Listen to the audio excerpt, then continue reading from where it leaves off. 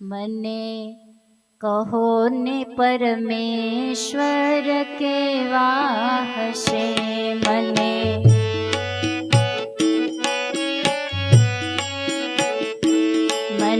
કહો ને પરમેશ્વર કેવા હશે, મને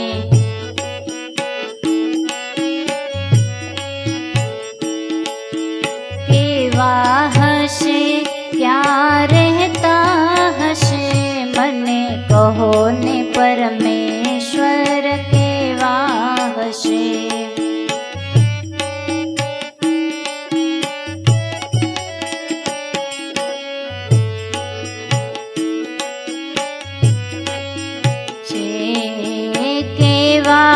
હશે શું કરતા હશે, મને કહો ને પરમેશ્વર કેવા હશે.